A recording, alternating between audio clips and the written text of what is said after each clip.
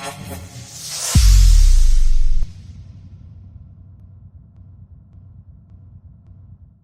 got a special guest tonight. We're very pleased to have Nayo join us. Nayo, are you there? I'm here. Thank you. Good job, Fantastic. Girls. So let's give them a little bit of background. Where are you from originally, and how'd you end up in Vancouver?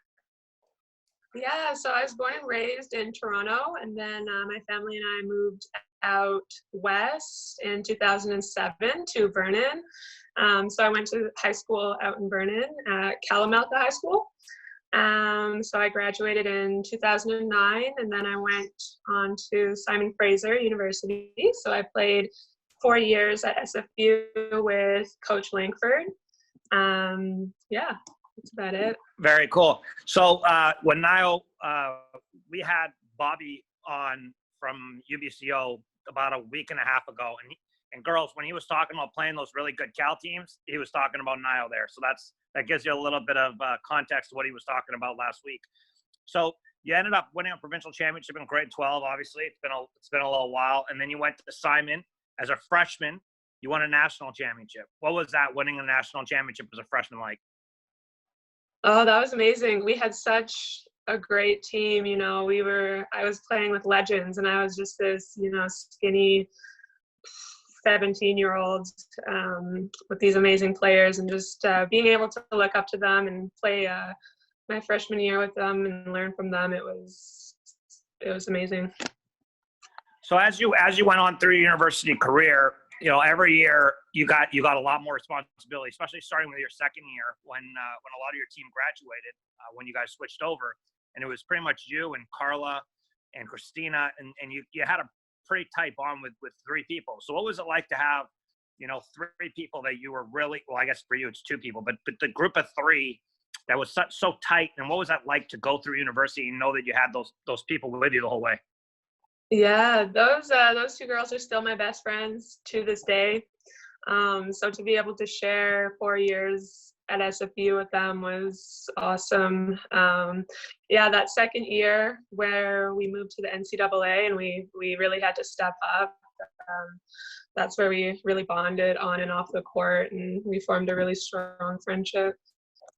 So as you went on, by the time you guys were in your fourth year, you had one of the better teams that SFU's had ever, maybe, in my opinion, anyway, for as long as I've been around. And so what was it like to put in the work and then finally see all that effort that you guys have put in for those 3 years rewarded with a deep trip in the NCAA tournament? Tell me the difference between you as a freshman and what made you guys the team that you were as seniors. Oh yeah, it was just the bond that we had, like playing those 4 years together and really starting from the bottom and then ending up as one of the top teams.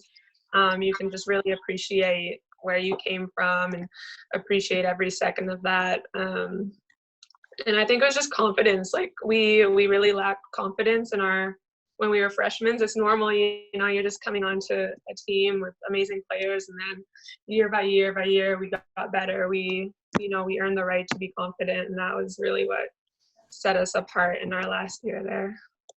I think that's a good point for everybody to listen. You earn the right to be confident, so confidence is earned. So tell us about some of the things that you did during your time there outside of regular practice that actually gave you the confidence through that earning of what you were doing. What was that mean? What does that mean? Give us a little fill in.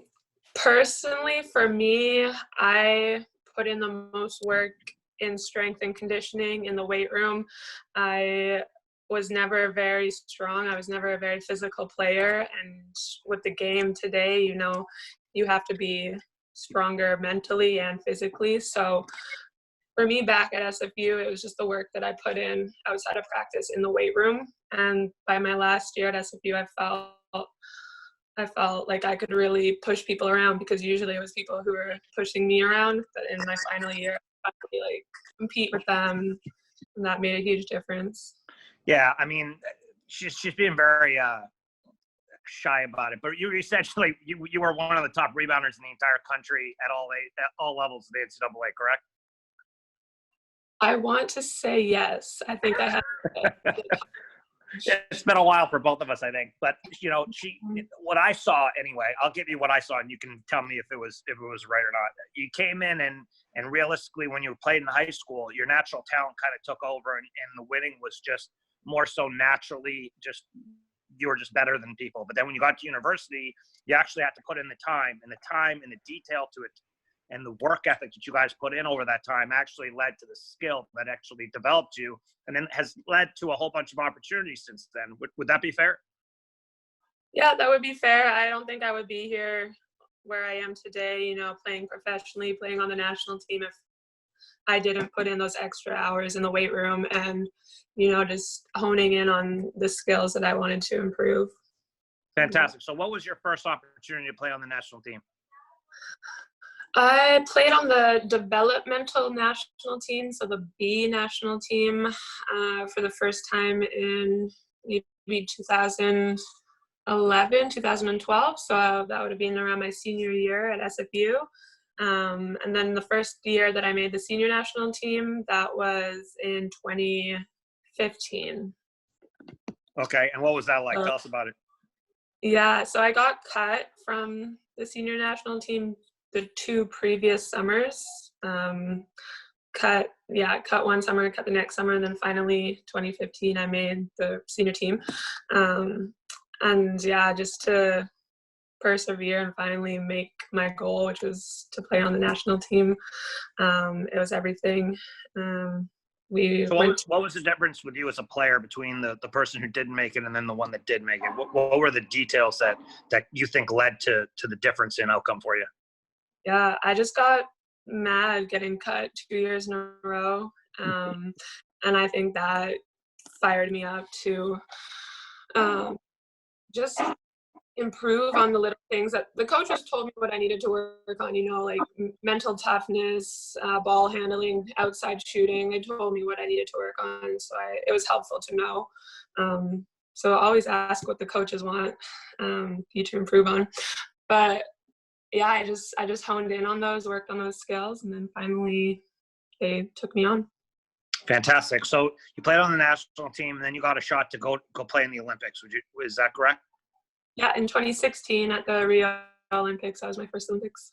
So tell us about that. That's got to be a life-altering experience. What's that like? Oh, amazing. Just to represent Canada at the Olympics. It's indescribable. It was an amazing experience. Although we didn't finish how we wanted to, we finished in 7th place. It was the Olympics. It's the top stage. So for me, it was amazing. So when you finished university, you went and played pro somewhere. Tell us a little bit about that. Where did you end up going? Yeah, so my first pro season was in Switzerland. Not the strongest league, but it was just kind of a way to get my foot in the door in Europe. And after that, I played 2 seasons in Germany. Then I went to Australia, then 2 seasons in France. And then most recently, I played in Russia.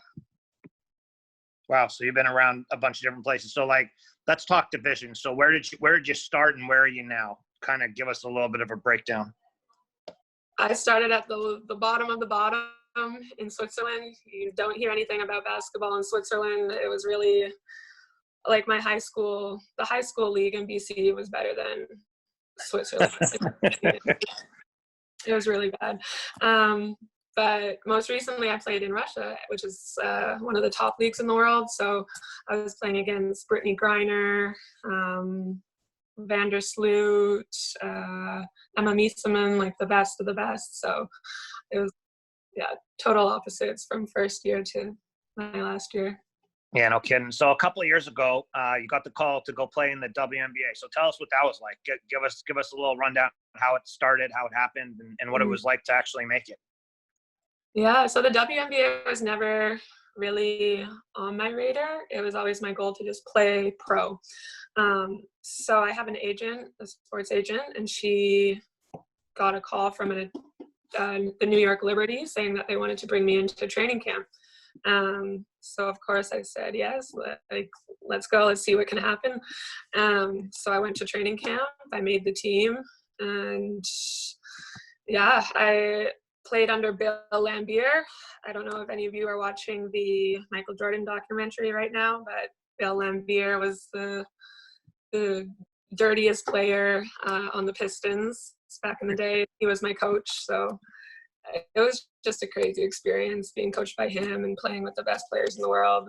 It was, yeah, crazy.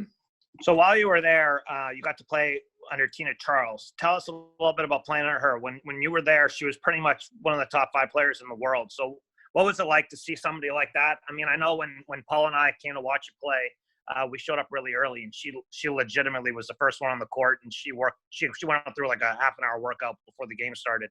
Tell us what it was like to see somebody like that put in the effort, and how that affected your game, if it did in any way.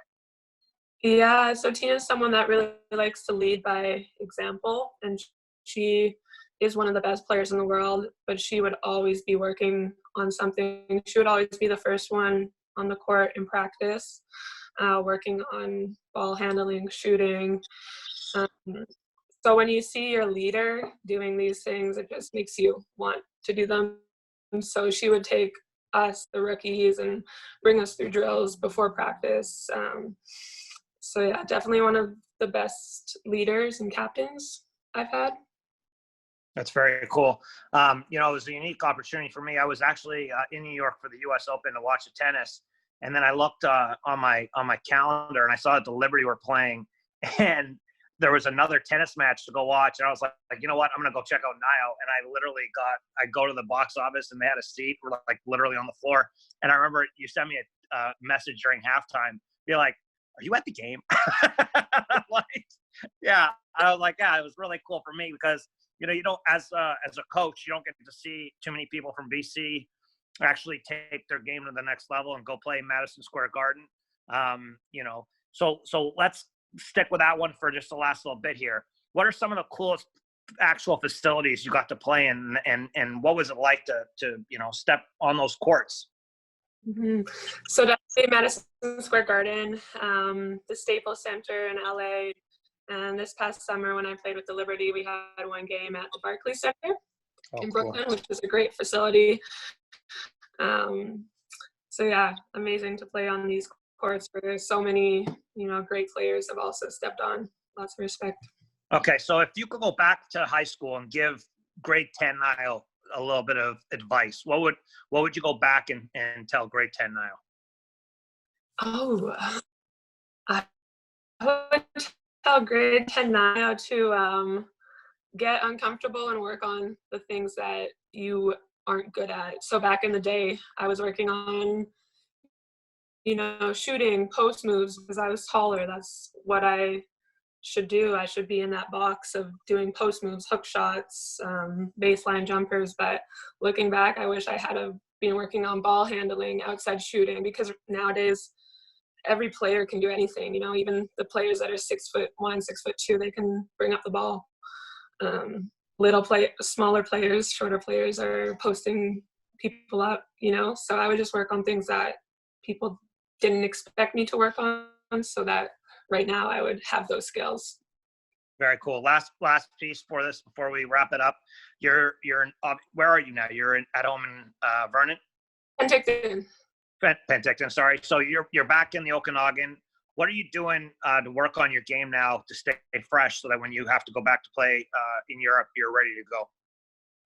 Yeah, I'm actually giving myself a break, and that has been recommended by our strength coach with the national team, just like a mental and physical break, which has been much needed. But I'm just working on, more stretching, strengthening the little muscles so I don't get injured.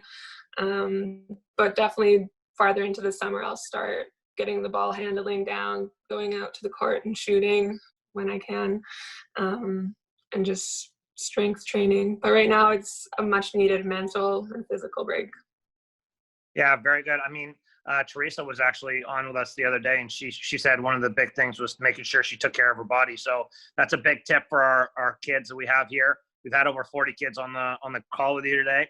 Thank you so much. Girls, let's say thank you to Nayo for joining us. Thank